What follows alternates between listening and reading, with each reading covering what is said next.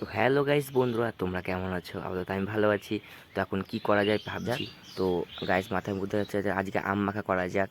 তো আম তো খেতে সবাই লাগবে, কিন্তু সবাইকে ডাকার জন্য, সবাইকে ডাকবো। তো ডাকার জন্য বাই বাই। তো তোমরা তাদের ভিডিওটা দেখো, স্টার্ট করো। এবং আমরা বাগানে গিয়ে আম কাটা স্টার্ট করে দিয়েছি। কাটতে কাটতে অনেকগুলো আম হয়ে গেছে। তো গাইস আম দেখে আমি লোভ সামলাতে পারছিলাম না। তো আমরা এতজন মিলে বাগানে এসেছিলাম আম মাখা করার জন্যে। তো তারপরে আম কাটার সঙ্গে সঙ্গে লেবু কাটা স্টার্ট করে দিয়েছি। লেবুর রসটাতে ছিটিয়ে দেবো, খুব সুন্দর লাগবে ইজিলি। এবং লঙ্কা এনেছি, লেবু এনেছি, লঙ্কার গুঁড়ো এনেছি। তো আমগুলো সব ধুতে ধুতে ধুতে খুব সুন্দর করে ধোয়া হচ্ছে। এবং ধুয়ে সব আস্তে আস্তে কমপ্লিট হয়ে যাচ্ছে। তো আমার কিছু একটা বন্ধু তো লেবুগুলো তো আনার পর খুব সুন্দর করে আমটা ধোয়া কমপ্লিট হয়ে যাচ্ছে। তো ধুতে ধুতে ধুতে লঙ্কাগুলো ফাটা, আওয়াজটা যা লেগেছিল লঙ্কাগুলো ফাটার। আর লঙ্কাগুলো ফাটতে ফাটতে ভেবেছি ভাই এত ঝাল দিস না, যেন আমাদের পিছন দিয়ে কিছু না বেরিয়ে যায়, কারণ পিছনের অবস্থা খুব ঘায়েল হয়ে যায়। তো আমটা দেখে তো তোমাদের কেমন মনে হচ্ছে আমি জানি না, কিন্তু আমার মনে হচ্ছে খুব এক্সাইটেড হবে আমটা খেতে। তো খুব সুন্দর করে আমটা মাখানো হচ্ছে, লঙ্কাগুলো ভালো করে ছড়িয়ে দেওয়া হচ্ছে এবং বিট লবণ দিয়ে ভালো করে মাখানো হচ্ছে আস্তে আস্তে। তারপরে লঙ্কার গুঁড়োটা দেখুন গাইস, তারপরে দিচ্ছে। ভাই আমি বললাম কি কম দে কম দে কম দে, তো কম দিচ্ছে। তো কিছুক্ষণ পরে আমার পাশে থেকে একটা ছেলে বলছে যে, আমার ভাই বলছে যে আরও দে আরও দে আরও দে, কিন্তু ওর অবস্থা ও জানে না যে ওর অবস্থা কী হবে। একটু ঝাল খাওয়ার পর ও খুব উতলা করছে, কিন্তু জানি না আমার পিছনের অবস্থা কী হবে। তো দেখুন ও কি বলছে। Very nice guys, very nice. ও জানে না যে ওর অবস্থা কী হবে। তো আম মাখাটা দেখে আমার তো মনে হচ্ছে এখনই আমার জিভে জল চলে আসছে। তো তোমাদের কেমন আসছে কমেন্টে বলে যাবা গাইস। তো আমটা খুব সুন্দর করে মাখানো হচ্ছে।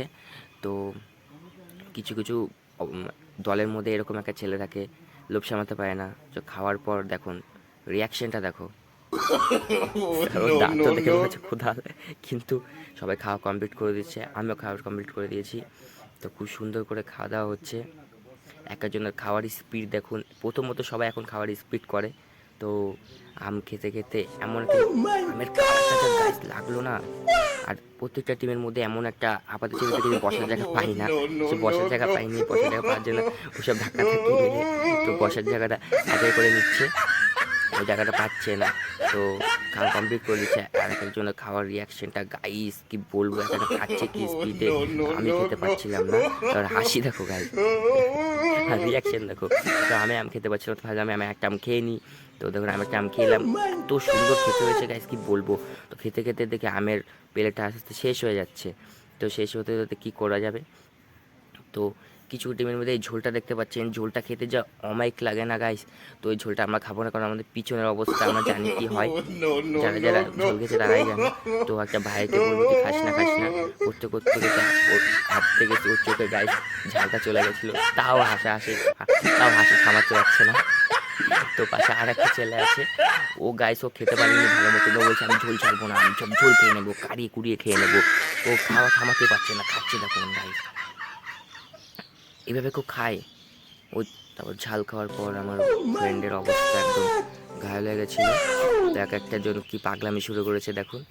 তো একটা সে দেখুন রক্ত চুষার মতন চেটে পুঁতে পাটা একদম পরিষ্কার করে দেবে মনে হচ্ছে, সে খেতে থাকছে। তো খেতে খেতে ছেলেপেলের অবস্থা যা যা হয়। আর একটা যে ভাই বলেছিল লঙ্কার গুঁড়োতে, ওর এখন অবস্থা দেখুন ভাই কী হয়েছে।